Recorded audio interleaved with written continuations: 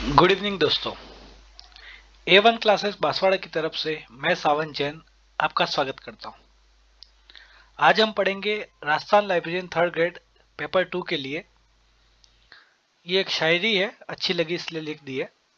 हार मानना नहीं विकल्प कभी, अंतिम बार ही तो बनता है निर्णय कभी। अब ना थकना है ना रुकना है, हर सवाल को अब चित करना है। सपनों को जीतना है तो डर को हराना होगा, आखिरी सांस तक लड़ना होगा, आखिरी सांस तक लड़ना होगा। चलिए बिना देरी किए हम आते हैं पहले क्वेश्चन की तरफ। पहला क्वेश्चन है, यूनिवर्सिटी न्यूज पत्रिका का कौन प्रकाशित करता है? सूचना पुस्तकालय नेटवर्क, CSER, NICPR, या फिर विश्वविद्यालय अनुदान आयोग या भारतीय विश्वविद्यालय का संघ। तो आंसर होगा आपका भारतीय विश्वविद्यालय का संघ। क्या आंसर होगा? भारतीय विश्वविद्यालय का संघ। सेकंड क्वेश्चन की तरफ बढ़ते हैं। भारत में पेटेंट सूचना का प्रणाली का कार्यालय कहाँ है? The office of patent information system in India is at. जब आप लाइब्रेरियन का एग्जाम देते हो तो लाइब्रेरी के अंदर आता है पेटेंट, हर किताब का एक पेटेंट होता है। वही पूछ रहा है कि पेटेंट सूचना प्रणाली का कार्यालय कहाँ स्थित है। तो ये कहाँ पर स्थित है? नागपुर में। कहाँ स्थित है?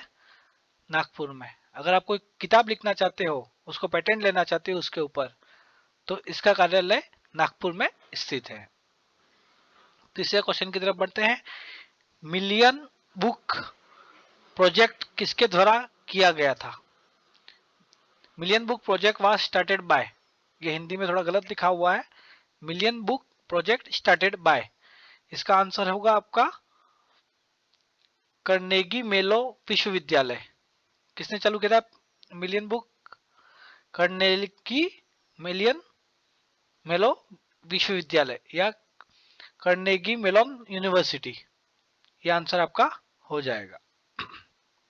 चौथे क्वेश्चन की तरफ बढ़ते हैं। ISBN में अब ये शामिल है। ISBN नाउ कंसिस्ट ऑफ, ये पूछना चाहता है ISBN में कितने अंक शामिल है। तो ISBN में कितने अंक होते हैं? 13 अंक। कितने अंक होते हैं? 13 अंक।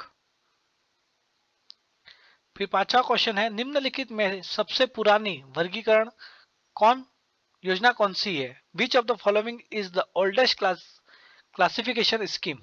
तो सबसे पुरानी स्कीम कौन सी है? कौन सी होगी? UDC, CC, DDC या नियंत्रण रेखा? तो आंसर होगा DDC। क्या आंसर होगा? DDC। इन्फ्लिबिनेट को मुख्य रूप से लिंक करने का प्रस्ताव। INFLIBNET is propose to lie link mainly, तो ये किसके लिए बनाया गया है?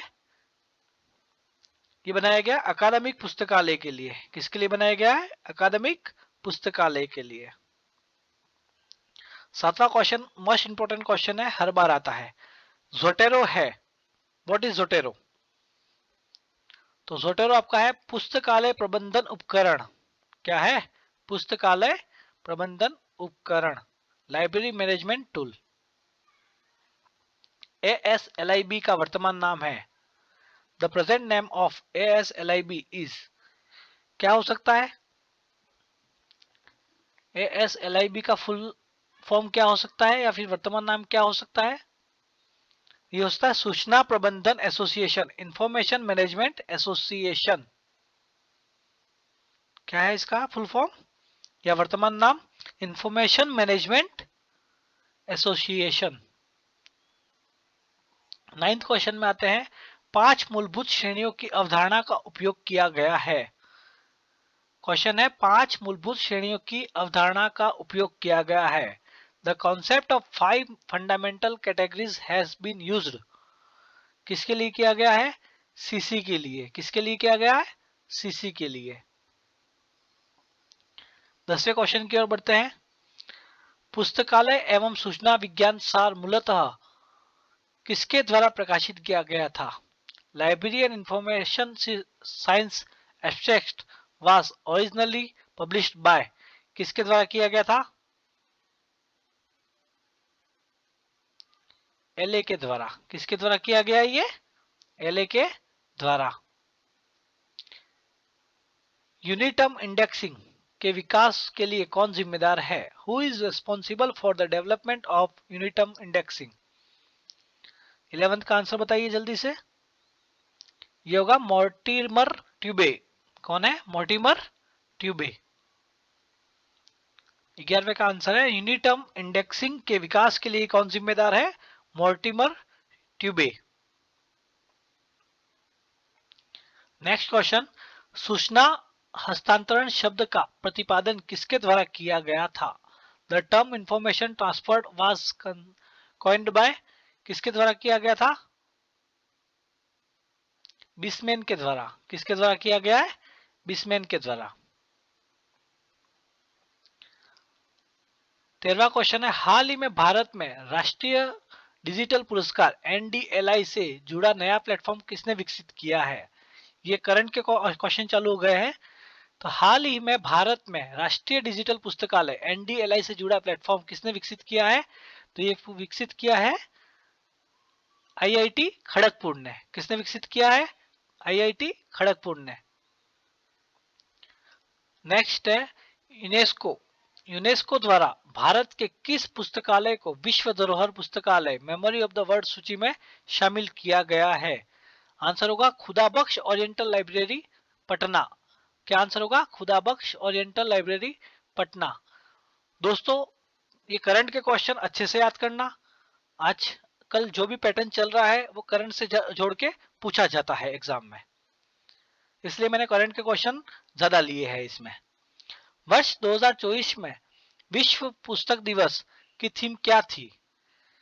तो क्या थी? Indigenous language. क्या थी? Indigenous language. 16वां क्वेश्चन, वर्ष 25-26 के बजट में राजस्थान सरकार द्वारा कितनी डिजिटल लाइब्रेरी स्थापित करने की घोषणा की गई है? ये मोस्ट इंपोर्टेंट क्वेश्चन है। कौन सा है? मोस्ट इंपोर्टेंट क्वेश्चन है। ये आने की संभावना 90% है। कितनी की गई है? 500। कितनी की गई है? 500।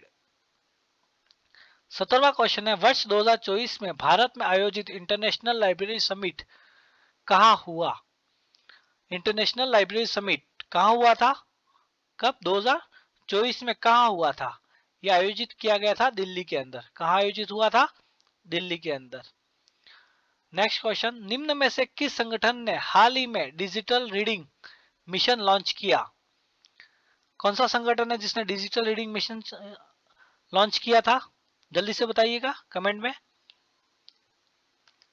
NBT ने। किसने किया था? नेशनल बुक ट्रस्ट ने। किसने किया हुआ है? नेशनल बुक ट्रस्ट ने। Next question, digital India mission के अंतर्गत किस पोर्टल को हाल ही में अपग्रेड किया गया है जिससे स्कूल लाइब्रेरी को डिजिटल सुविधा मिल सके? चलिए बताइए, ये तो बहुत आसान क्वेश्चन है। डिजिटल इंडिया मिशन के अंतर्गत किस पोर्टल को हाल ही में अपग्रेड किया गया है जिससे स्कूल लाइब्रेरी को डिजिटल सुविधा मिल सके? क्या आंसर होगा? दीक्षा। क्या आंसर होगा इसका? सी, दीक्षा। सी आंसर होगा इसका, दीक्षा। नेक्स्ट, हाल ही में किस राज्य सरकार ने library at your door step योजना शुरू की है? किसने शुरू की है? तमिलनाडु ने। किसने शुरू की? तमिलनाडु ने। किस वर्ष तक भारत सरकार ने सभी सरकारी पुस्तकालयों को पूर्ण डिजिटल रूप में बदलने का लक्ष्य रखा है? तो 21वें का आंसर क्या होगा? कब तक रखा है? वर्ष 2026 तक। कब तक रखा है? वर्ष 2026 तक। नेक्स्ट क्वेश्चन की तरफ बढ़ते हैं। वर्ष 2025 में किस प्रसिद्ध लाइब्रेरी विज्ञानविद को पद्मश्री से सम्मानित किया गया? मोस्ट इंपोर्टेंट क्वेश्चन दोस्तों, यानी कि 100% संभावना। वर्ष 2025 में किस प्रसिद्ध लाइब्रेरी विज्ञानविद को पद्मश्री से सम्मानित किया गया? तो 22 का आंसर हो जाएगा डॉक्टर आर नागराजन। किसको सम्मानित किया था पद्मश्री से? Doctor R Nagarajan. Next, DDC का पूर्ण रूप क्या है? डीडीसी का पूर्ण रूप क्या है? Dewey decimal classification. क्या है? Dewey decimal classification. Next question, भारतीय ग्रंथालय आंदोलन के जनक कौन थे? बहुत अच्छा क्वेश्चन है ये। भारतीय ग्रंथालय आंदोलन के जनक कौन थे? कौन थे? S R Ranganathan. कौन थे? S R Ranganathan. ISBN number कितने अंक के होते हैं नवीनतम मानक के अनुसार? आईएसबीएन कितने अंक के होने चाहिए? 13 अंक के। ये क्वेश्चन रिपीट हुआ है शायद। ये 13 अंक के होते हैं। ओपेक। ओपेक का उपयोग किसके लिए किया जाता है? लाइब्रेरियन के लिए सबसे अच्छा क्वेश्चन। ओपेक का उपयोग किसके लिए किया जाता है? पुस्तकालय की कैटलॉग देखने हेतु। किसके लिए किया जाता है? पुस्तकालय की कैटलॉग देखने हेतु। Next question. भारत का राष्ट्रीय पुरस्कार भारत का राष्ट्रीय पुस्तकालय कहाँ स्थित है? भारत का राष्ट्रीय पुस्तकालय कहाँ स्थित है? नई दिल्ली, हैदराबाद, कोलकाता, चेन्नई। राष्ट्रीय तो बहुत सारे लोग नई दिल्ली करके आएंगे, जबकि ये गलत आंसर है। इसका सही आंसर है कोलकाता। क्या आंसर है? कोलकाता। राष्ट्रीय पुस्तकालय कहाँ स्थित है? कोलकाता में स्थित है। Next question. RFID तकनीक पुस्तकालय में किसके लिए प्रयोग होती है? RFID तकनीक पुस्तकालय में किसके लिए प्रयोग होती है? पुस्तक की सुरक्षा के लिए। किसके लिए? पुस्तक की सुरक्षा के लिए। नेक्स्ट। पंचग्रंथ सूत्र किसने दिए? तो किसने दिए थे? एस आर रंगनाथन ने। पंचग्रंथ सूत्र किसने दिए हैं? एस आर रंगनाथन ने। Next question. यूडीसी किस देश में विकसित की गई थी? जो यूडीसी है वो किस देश में विकसित की गई थी? तो बेल्जियम में। कहां विकसित की गई है? बेल्जियम में। Next question. निम्न में से कौन सा इनपुट डिवाइस है? निम्न में से कौन सा इनपुट डिवाइस है? तो क्या आंसर होगा इसका? B, scanner. Printer output device है, स्पीकर आउटपुट डिवाइस है, मॉनिटर आउटपुट डिवाइस है। इनपुट कौन सा है? स्कैनर, क्योंकि इसके अंदर रख के स्कैन करने पे चीजें सॉफ्ट कॉपी में आ जाती है। 32। लाइब्रेरी में भारत में लाइब्रेरी अधिनियम सबसे पहले कहां लागू हुआ था? बहुत अच्छा क्वेश्चन है। भारत में लाइब्रेरी अधिनियम सबसे पहले कहां लागू हुआ था? तो हुआ था तमिलनाडु में। कहां हुआ था दोस्तों? तमिलनाडु में। Next question. भारत में पुस्तकालय आंदोलन के जनक किसे कहा गया है? रिपीट हुआ है क्वेश्चन। आंसर है डॉक्टर एस आर रंगनाथन। ये अच्छा क्वेश्चन है। 5 लॉज ऑफ लाइब्रेरी साइंस किसने दिए? 5 लॉज ऑफ लाइब्रेरी साइंस किसने दिए? किसने दिए थे? मेगस्थनीज ने। किसने दिए हैं? मेगस्थनीज ने।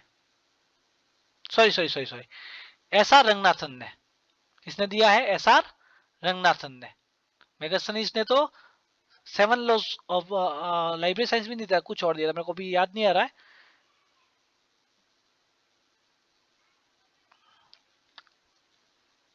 क्या है? 5 लॉज ऑफ लाइब्रेरी साइंस किसने दिया था? एस आर रंगनाथन ने।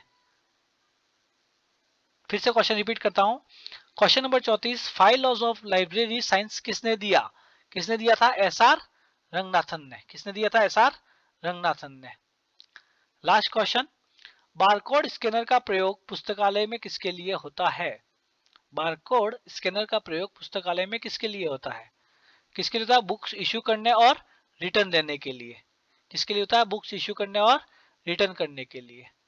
ठीक है दोस्तों, आज के लिए इतना काफी है। अगर आपको क्लास समझ में आई हो तो क्लास को सब्सक्राइब करें, लाइक करें और कमेंट करें। Thank you.